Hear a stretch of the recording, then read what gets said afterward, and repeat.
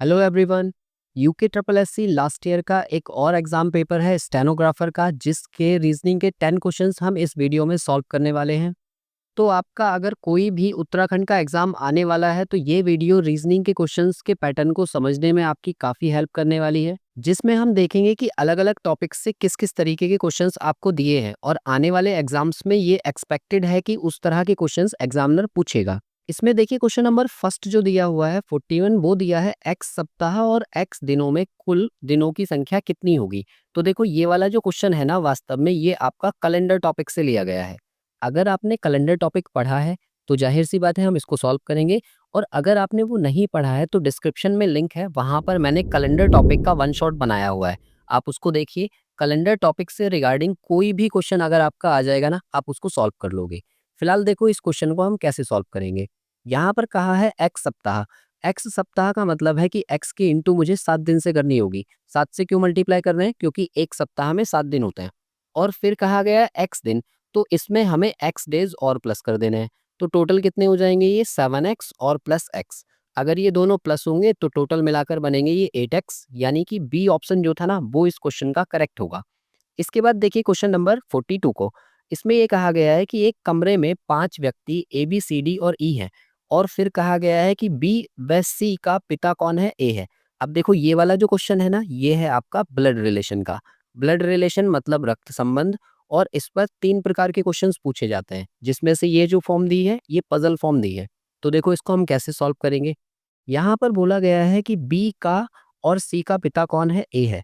तो हम इसको बनाएंगे ऐसे कि बी और सी हो गया और ए को ऊपर बना दिया, क्योंकि ये इनका पिता है इसलिए हमने ट्राइंगल। ये ट्राइंगल इस बात को रिप्रेजेंट कर रहा है कि ये क्या है? मेल है। फिर इसके बाद में देखो कि ई का पिता कौन है? बी है। तो हमने कहा कि ये ट्राइंगल हमने बना दिया, यहाँ पर ई बना दिया। फिर इसके आगे कहा गया है कि सी की पुत्री डी है। सी की पुत्री डी है, तो डी का जेंडर हमें पता चल गया कि वो फीमेल है। फिर इसके बाद में कहा है यदि ई एक लड़की है, तो ई का जेंडर भी हमें पता चल गया, हमने सर्कल बना दिया इसको फीमेल रिप्रेजेंट करने के लिए। फिर कहा है और कमरे में कम से कम 2 पुरुष। अब देखो 2 पुरुष हमें दिख रहा है कि बी और ए है, और अधिक से अधिक 3 महिलाएं हैं, मतलब मैक्सिमम टू मैक्सिमम 3 महिलाएं हो सकती हैं। 2 महिलाओं का तो हमें पता है, लेकिन सी का जेंडर हमारे पास क्लियर अभी नहीं है। फिर कहा गया है तो कौन सा निश्चित रूप से सत्य माना जा सकता है। अब देखो यहाँ पर सी का जेंडर क्लियर नहीं है, तो सी का जेंडर अगर क्लियर नहीं है तो देखो पहले वाले ऑप्शन में कहा है कि ए की पुत्री सी है, तो सी फीमेल बन रही है देख, लेकिन यहाँ पर तो हमारा जेंडर क्लियर है ही नहीं, तो मतलब ए नहीं होगा। ऐसे ही ए का पुत्र सी है, तो सी का तो जेंडर क्लियर है ही नहीं ना, तो इसको भी हमने हटा दिया। फिर कहा है कमरे में 2 पुरुष हैं, तो देखो 2 पुरुष तो हैं बी और ए, लेकिन सी का जेंडर क्लियर नहीं है ना, तो हम कैसे बताएं कि सी मेल है या फीमेल? तो ये वाला भी नहीं होगा। फिर आगे कहा है कमरे में कम से कम 2 महिलाएं हैं, तो देखो कम से कम 2 महिलाएं तो हैं ई और डी, लेकिन सी अगर होगी ना तो ज्यादा से ज्यादा कितनी भी हो सकती है? मतलब 3 हो सकती है। तो इसका मतलब डी ऑप्शन जो होगा ना वो इस क्वेश्चन का करेक्ट आंसर होगा, कि कम से कम 2 महिलाएं हैं, ज्यादा से ज्यादा 3 भी हो सकते हैं इन केस जब सी का जेंडर फीमेल होगा। तो फिलहाल इसका जो आंसर आप लगाएंगे वो कौन सा होगा? D option. इसके बाद देखिए क्वेश्चन नंबर 43 को। तो उसमें ये कहा गया है कि दी गई आकृति में त्रिभुज की संख्या आपको बतानी है। तो देखो ये वाला जो क्वेश्चन है ना, ये मोस्ट इंपोर्टेंट है। कौन से चैप्टर से लिया गया है? ये हो जाएगा आपका काउंटिंग ऑफ फिगर, मतलब आकृतियों की गिनती। आप रीजनिंग की बुक आपके पास जो भी है उसमें आप ढूंढ सकते हैं, काउंटिंग ऑफ फिगर नाम से चैप्टर होगा। अब देखो इसमें आपसे कहा गया है त्रिभुजों की गिनती करो। ये क्वेश्चन मैंने कई बार आपको बताया भी है और मार्क भी करवाया है। ये 2 तरीके के ट्राइंगल्स होते हैं। एक ट्राइंगल तो बनता है ऐसे, तो इसमें आपसे पूछा जाता है कितने त्रिभुज हैं, तो इसके लिए आप आंसर याद रखना 8 होता है। और ये जो क्वेश्चन हमें दिया हुआ है इसमें होते हैं 10। अब देखो 10 मैं आपको गिनवा रहा हूँ, कैसे गिनेंगे। देखो सबसे पहले तो इनको सिंगल सिंगल गिन लो, यानी कि 1 2 3 4 और ये 5। तो टोटल कितने हो गए? 5। अब देखो यहाँ से एक पॉइंट ये वाला, जब इससे आप गिनोगे तो यहाँ से इतना बनेगा ये, ठीक है। एक ट्राइंगल ये हो गया। ऐसे ही फिर इस वाले पॉइंट से गिनो, तो देखो दूसरा ट्राइंगल हम यहाँ पर इतना बनाएंगे, ये हो गए 2। ऐसे ही इस वाले पॉइंट से भी गिना जाएगा, तो यहाँ से ये वाला ट्राइंगल बनेगा, तो ये 3 हो गए। ऐसे ही इस वाले पॉइंट से एक 4, और ऐसे ही इस वाले पॉइंट से एक 5। तो ये 5 और प्लस हो जाएंगे, तो टोटल बन जाएंगे 10। तो फिलहाल इसका आंसर कितना होगा? 10, और 10 ही इसका करेक्ट आंसर है। अलग अलग यूके ट्रिपल एससी के एग्जाम्स में मैंने देखा कि आपको काउंटिंग ऑफ फिगर से रिलेटेड एक क्वेश्चन दिया ही जाता है। मतलब या तो वो वर्ग काउंट करवाएगा, या फिर वो आयत काउंट करवाएगा, या फिर त्रिभुज, जो सबसे इम्पोर्टेंट है, त्रिभुज तो जनरली पूछा ही जाता है, और फिर वृत्त हो गया, और फिर उसके बाद में हम कहेंगे घन। ठीक है, ये सारी जो आकृतियां हैं ये गिनने के लिए बोला जाता है। अगर ये आपने पढ़ा है तो बहुत अच्छी बात है, और अगर नहीं पढ़ा है तो डिस्क्रिप्शन में लिंक है, वहां पर जाकर आप इसको एक एक करके सीख सकते हैं। जितनी भी आकृतियां मैंने लिखी हैं इन सबको आप गिनना सीख जाएंगे। इसके बाद देखिए क्वेश्चन नंबर 44 को। तो 44 में आपसे कहा गया है कि सही विकल्प का चयन करो जो कि श्रेणी को निरंतर जारी रखते हुए प्रश्नवाचक चिन्ह को प्रतिस्थापित करेगा। और यहाँ पर आपको एक सीरीज दे रखी है। तो ये कौन से चैप्टर से लिया गया है? सीरीज चैप्टर से, या फिर number series. Number series chapter भी आपका इंपॉर्टेंट है, यहाँ से भी एक क्वेश्चन जनरली पूछा ही जाता है। तो देखो इसमें आपको क्या करना होता है, जब कभी आपको बड़े बड़े नंबर्स दिखे ना, और बड़े से देखो ये रैपिडली छोटे होते जा रहे हैं, तो समझ जाना कोई ना कोई डिवीजन का रूल लगा होगा। तो इसमें आप क्या देखोगे, देखो यहाँ से यहाँ तक मुझे इसका लॉजिक पता चल रहा है कि ये 384 लिखा है, और ये 384 के आगे एक जीरो लग गया, यानी कि इंटू 10 हुआ होगा। तो इसके बाद इसको देखो, यहाँ पर ये इंटू 8 है, और इससे आगे ये होगा इंटू 12। तो यहाँ कितना रह जाएगा, ये इंटू 6। मतलब कोई ऐसा नंबर जिसमें 6 से मल्टीप्लाई करके 48 आया, तो 48 को आप 6 से डिवाइड कर लो, 8 आ जाएगा। इसलिए 8 इसका आंसर होगा, कि 8 में अगर मैं 6 की इंटू करूँ तो मुझे 48 मिल जाता है। फिलहाल ये क्या है, सीरीज का क्वेश्चन है, और आप इस तरीके के क्वेश्चंस अच्छे से तैयार करेंगे। इसके बाद देखिए क्वेश्चन नंबर 45, और 45 कौन से चैप्टर का है, ये है आपका वेन डायग्राम का। ठीक है, वेन डायग्राम या फिर वेन आरेख। ठीक है, वेन आरेख चैप्टर से ये टॉपिक लिया गया है, और उसमें देखिए आपको क्या कहा गया है कि मैट्रिक्स, स्नातक और परास्नातक। मैट्रिक्स का मतलब होता है जो 10th पास है, और स्नातक हो गए ग्रेजुएट वाले, और पोस्ट ग्रेजुएट वाले हो गए आपके परास्नातक। तो आपसे पूछा गया है कि अगर इन तीनों को हम एक वेन डायग्राम के थ्रू रिप्रेजेंट करें तो कैसे रिप्रेजेंट करेंगे। तो इसके लिए आप देखो ऑप्शन डी को, मतलब डी ऑप्शन जो है इसका करेक्ट है। कैसे? जो सबसे बड़ा वाला सर्कल है वो बताएगा 10th पास को, ठीक है, और उसके अंदर जो होंगे वो होंगे ग्रेजुएट, क्योंकि सभी 10th पास ग्रेजुएट नहीं होते। इसलिए देखो ये वाले जो बचे हुए हैं ना, ये वो 10th पास हैं जो ग्रेजुएट नहीं है, और सभी ग्रेजुएट जो है वो पोस्ट ग्रेजुएट नहीं होंगे। तो हम पोस्ट ग्रेजुएट का इसके अंदर छोटा सा सर्कल बनाएंगे। मतलब ये वाले जो ग्रेजुएट है ना, ये पोस्ट ग्रेजुएट नहीं है। तो इसलिए कौन सा ऑप्शन सही होगा? D option. और ये वेन डायग्राम का टॉपिक है, और वेन डायग्राम से रिलेटेड एक ना एक क्वेश्चन आपके पेपर में जरूर आएगा, तो आप इसको भी अच्छे से तैयार कर लेना। इसके बाद देखिए क्वेश्चन नंबर 46 को। तो यहाँ पर कहा गया है कि एस जो है वो ए से छोटा है लेकिन बी से लंबा है। ठीक है, तो ये वाला कौन सा टॉपिक है? इस टॉपिक का नाम होता है ऑर्डर टेस्ट। ऑर्डर टेस्ट मतलब क्रम परीक्षण। ये आपको किसी भी रीजनिंग की बुक में क्रम परीक्षण नाम से मिलेगा, या फिर रैंकिंग में भी इसके क्वेश्चंस को कई बार रख देते हैं। तो देखो इसको हम कैसे बनाते हैं।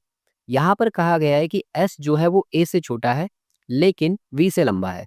तो देखो एस जो है वो ए से छोटा है लेकिन बी से लंबा है। तो हमने इस तरीके का डायग्राम बना लिया। फिर इसके बाद में कहा है कि टी जो है वो आर से छोटा है लेकिन एस से लंबा है।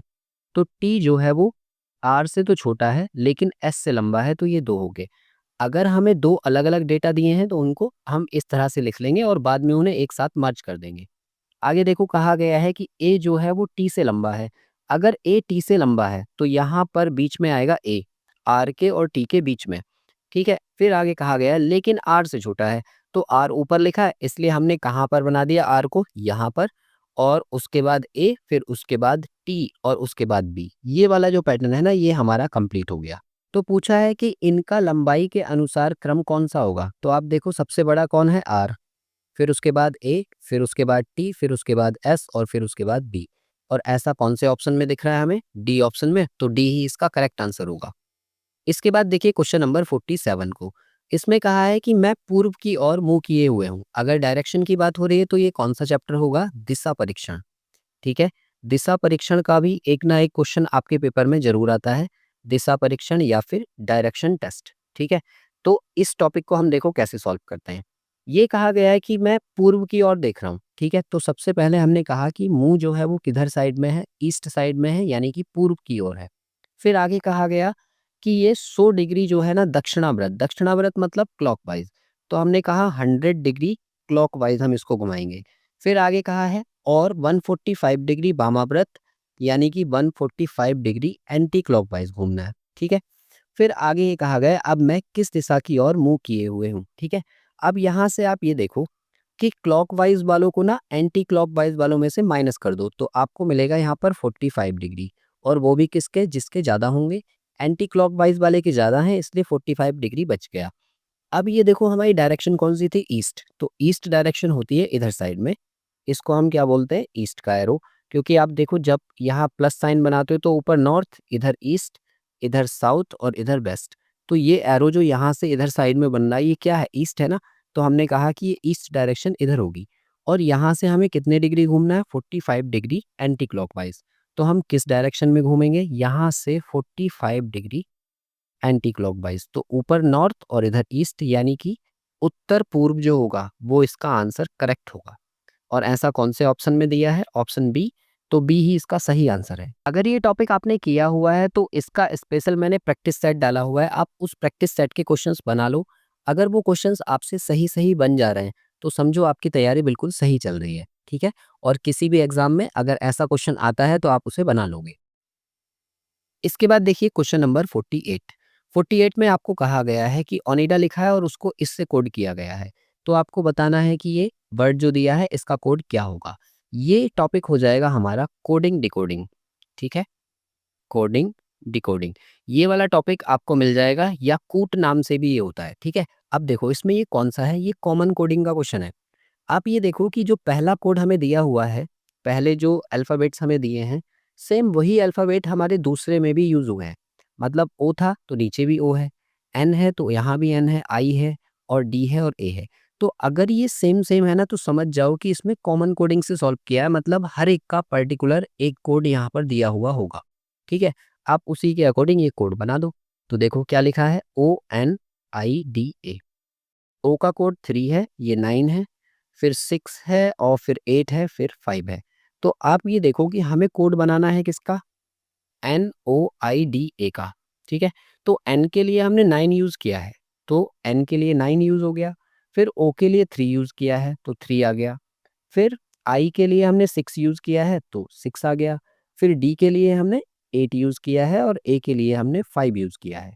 और ऐसा हमें कौन से ऑप्शन में दिख रहा है, ऑप्शन ए। तो ऑप्शन ए ही जो होगा ना इसका करेक्ट आंसर होगा। मतलब हमने एक एक अल्फ़ाबेट को एक नंबर से कोड किया हुआ है और उसी को हमने लिख देना है। इसके बाद देखिए क्वेश्चन नंबर 49 को। तो 49 में आपको देखो यहाँ पर 9 पिक्चर्स दे रखी हैं।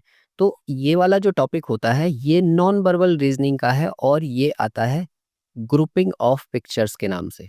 ग्रुपिंग ऑफ पिक्चर्स यानी कि आकृतियों का समूह। ठीक है, इस नाम से आपको टॉपिक मिलेगा नॉन वर्बल रीजनिंग में। तो इसको हम कैसे सॉल्व करते हैं, देखो हमें ना सिमिलर पिक्चर्स के ग्रुप बनाने होते हैं। क्योंकि ये 9 पिक्चर्स दे रखी हैं, यहाँ पर ये इस तरह से दे रखी हैं। कई बार ये आपको ऐसे देखने मिलेंगी, एक बड़ा सा बॉक्स मिलेगा ऐसे करके, और उसमें 9 बॉक्सेस बने होंगे और उसमें 1 2 3 4 5 6 7 8 9 इस तरह से नंबरिंग होती है। और यहाँ पर कुछ अल्फ़ाबेट्स हो सकते हैं या फिर कुछ शेप्स हो सकती हैं। उनमें आपको क्या करना होगा, 3-3 के ग्रुप बनाने होंगे। तो आप ये देखो इसको करते हैं हम ऑप्शन एलिमिनेशन से। कैसे? देखो, यहाँ पर जो नंबर 3 पिक्चर है, उसमें आप देख रहे हो कि एक स्क्वायर है और उसके अंदर सर्कल है, मतलब 2 का कॉम्बिनेशन हो गया। सेम ऐसे ही देखो एक 9 पिक्चर को, 9 के अंदर भी क्या है, स्टार जैसी शेप है और उसके अंदर सर्कल बना हुआ है। और ऐसे ही तीसरी शेप है हमारी 5 नंबर वाली, उसमें ये देखो एक स्क्वायर है और उसमें स्टार जैसी शेप बनी है। तो मतलब मैं ये बोलूँगा कि 3, 5 और 9 का एक ग्रुप बनना है। अब आप ये देखो कि कौन-सा ऑप्शन ऐसा है जहाँ पर 3, 5 और 9 एक साथ होगा। तो देखो यहाँ 3 के साथ में 4 है, तो पहला एलिमिनेट हो गया। यहाँ पर 3 के साथ 7 है, ये भी एलिमिनेट। ऐसे ही 3, 5 और फिर 7 है, हमें तो 9 चाहिए, तो ये भी एलिमिनेट। लेकिन यहाँ देखो 3, 5, 9 दे रखा है, तो इसका मतलब डी ऑप्शन जो होगा ना, वही इसका करेक्ट आंसर है। हमने क्या काम किया, एक जैसी 3 पिक्चर सेलेक्ट की और उसके बेस पर एक-एक करके ऑप्शन को एलिमिनेट कर दिया। और यही तरीका है इसका सबसे बेस्ट, जो कि आपको क्वेश्चन को जल्दी से सॉल्व करने में आपकी हेल्प करेगा। इसके बाद लास्ट क्वेश्चन देख लो, एक क्वेश्चन यहाँ पर दिया हुआ है 50।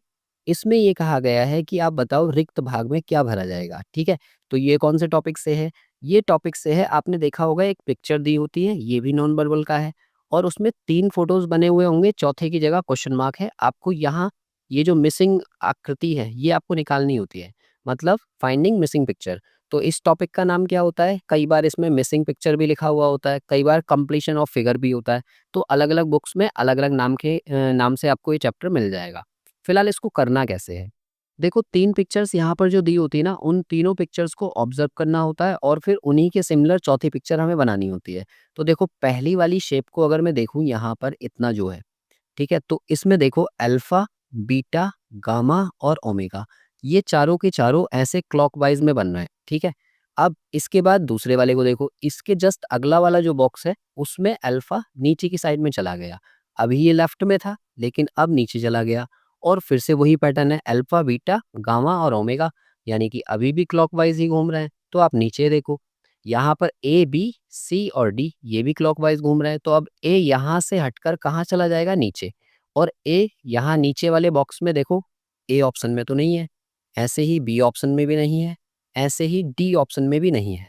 तो हमें कौन से ऑप्शन में दिख रहा है? सी में, तो सी ही इसका करेक्ट आंसर हो जाएगा। आई होप ये 10 के 10 क्वेश्चंस आपको समझ आए होंगे। किसी भी प्रकार का कोई डाउट है तो आप नीचे कमेंट कर सकते हैं। मैं आपको यहाँ पर सिखा रहा हूँ कि आने वाले जितने भी यूके ट्रिपल एससी के एग्ज़ाम्स हैं, उसमें रीज़निंग को आप किस तरीके से आसानी से सॉल्व कर सकते हैं, या फिर यूके ट्रिपल एससी किस तरीके के पैटर्न पर आधारित क्वेश्चंस पूछ रहा है। ऐसी ही और वीडियोज़ के लिए आप मेरे साथ जुड़े रहें। मिलते हैं इससे नेक्स्ट वीडियो में।